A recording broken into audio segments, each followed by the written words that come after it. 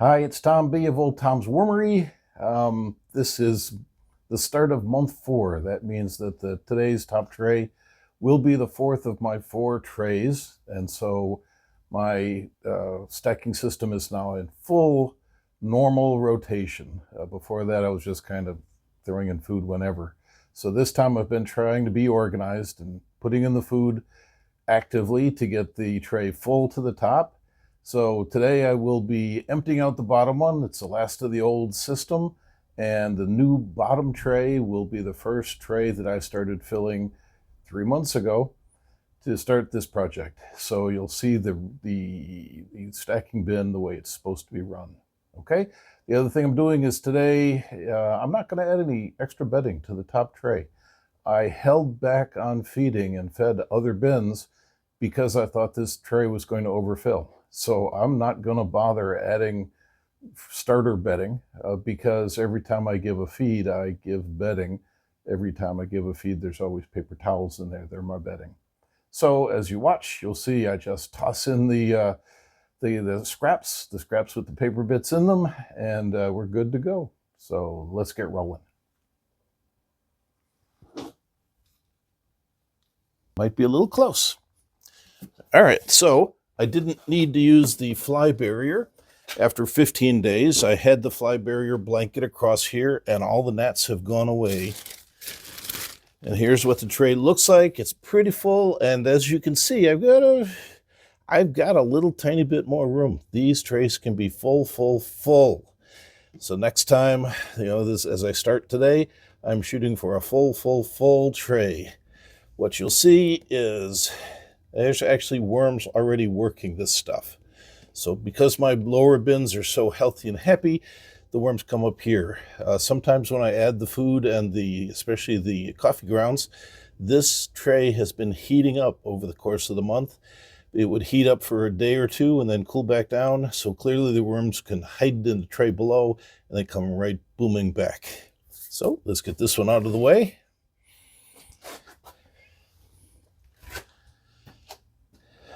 So this one, I noticed I didn't fill enough. It's got the cross hatches, so I'm getting good connection to the tray above, but I wish there was more material in here. That's part of what's motivating me to get the trays more full. You can see the worms are very active, and it's very well broken down. Where this layer being tray 2, it's supposed to be just turning into compost. This is clearly actively turning into vermicompost, so I'm very happy with how the system's doing.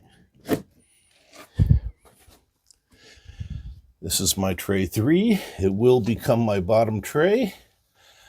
It is, as each of the trays I come down, a little bit wetter. But I'm hoping that my new system with bedding and every feeding is a little drier than the tray we'll see down below. Okay, it is ready to be there. All right, this is the last of the old system, and you can see that this tray wasn't very full when it started to strip downwards in the stack, so we've got all these blank places. Also, you'll see that it's pretty wet, so we'll have to work on my harvest. Again, I may harvest it by the water flush, where we flush it through a screen, and all the compost flushes through, becomes a compost tea, leaving behind the chunks and the worms. Alternately, I might use my filter. I might split it to both, do a demo for you all. There are a few worms, and so it will need that kind of work.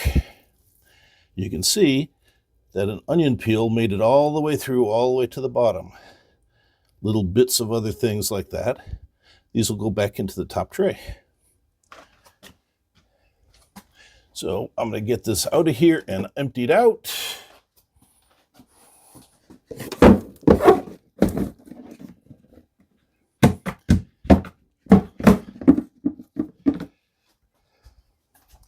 It again took the part with that bottom tray, and also I've got a bunch of muck. So we will scrape away the muck, toss it back in, and being as it's a convenient place to throw it, I will put it in the top tray. There's no harm in that.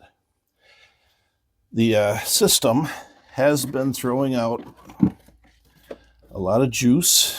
This is the leachate that we don't want to throw on our food, but I'll be giving that to some of my decorative plants.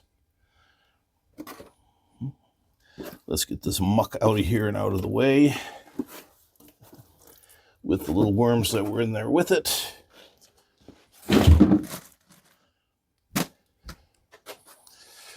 Scraping off the bottom of that bottom tray, trying to get it well emptied so that the worms will be able to use the screen. All right, so now we'll start doing the restack. This is, putting the system back together. Here's what was tray 3. It's now bottom tray.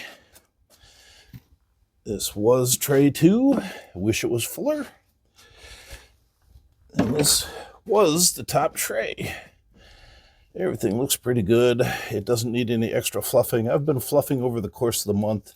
The whole system's probably had 3, maybe 4 fluffs. I do that to break up the chunks.